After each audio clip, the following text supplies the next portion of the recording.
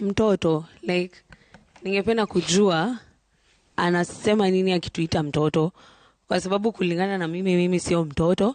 Niko na kitambulisho na kulingana na katiba mimi sio mtoto. Nimetosha mboga kuwa kiongozi na nimetosha mboga kuangalia kiongozi wangu na kumwambia hapa na hapa unakosea. Unajua kitu moja pia mwenzangu amesema ni kuwa watu wa Nairobi wameshindwa kuangalia seneta wao wawasaidie wakati ambapo mafuriko yanakuja. Lakini ningependa kumkumbusha kuwa kazi ya seneta ni kufanyia governor oversight. Kwa hivyo yeye arudi kwa MCA wake, aende ambie MCA wake hataki huyo governor, ndio MCA wake aende akapush impeachment motion kwa county assembly ili governor atolewe. Lakini hiyo sio kazi ya senator. Usitafute hapa clickbaits kwa sababu una kitu kingine ya kusema.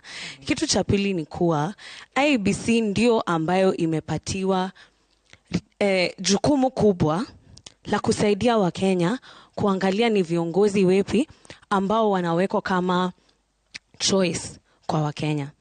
Kitu moja ambayo IEBC imepewa mandate, unajua katiba yetu ni nzuri sana.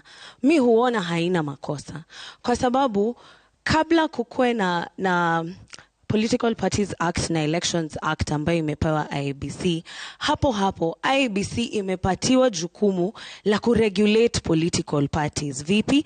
Iko na mandate ya kuangalia ni nani ambao wanafanywa party nominations, kuangalia party membership registers ya political parties. Lakini sasa hivi hata ukiangalia vyama ambavyo viko sahi, vijana wanateseka kwa hivyo vyama.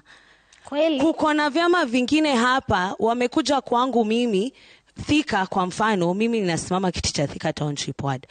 Nimewa invite Thika, wamekuja kanisa Thika. Bado sitapatiwa microphone nizungumze na watu wangu wa Thika kama sijalipa aspirants fee, kama sijapatia mwenye ana control microphone 1000 ndio nipewe microphone nizungumze kwa rally. Kwa hivyo IEBC inatukosea hata sisi kama vijana katika political parties, kwa sababu hairegulate political parties kuensure kwamba demokrasia imeanzia pale kwa political parties. IEBC pia imepewa mandate ya kuangalia ni kina nani watakuja katika ballot. IEBC ilikuwa inajua vizuri sana EACC iko na kesi juu ya yule ambaye amechaguliwa mbunge Mbeere North. Lakini walimpa nafasi ya kuenda hadi kwa ballot box. Mtu ambaye ameiba pesa ya kuweka oxygen plant KNH atakosa pesa ya kuwapea kununua kura yenu? Hatakosa. Lakini sasa hivi kuna wagonjwa ambao wako Kenyatta wanaumia characteristic of Wamuthende. IEBC ndio ambayo inatuangusha. Lakini suluhisho ni moja, Mashirima. Sisi kama Wakenya lazima tukae chini na tujiulize ni Kenya gani tunataka. Tunataka kuwa eti kiongozi wetu akienda African Union tunarepresentiwa na kiongozi ambaye anatukanana? Tunataka Kenya gani sisi kama Wakenya? Tunataka Kenya ambayo viongozi wanatufanyia kazi, hawazururi bila break kila siku, ilhali wameketi katika ofisi zao vile ambavyo sisi wananchi tunakaa kazini asubuhi hadi jioni kuwatafutia pesa za ushuru? Ni Kenya gani ambayo tunataka sisi kama Wakenya? Na kitu tunasema sisi kama vijana ni kutengeneza nchi hii inaanzia pale State House, kwa sababu samaki huoza kutoka kwa kichwa chake. Tutabadilisha nchi hii kuanzia State House mpaka pale chini.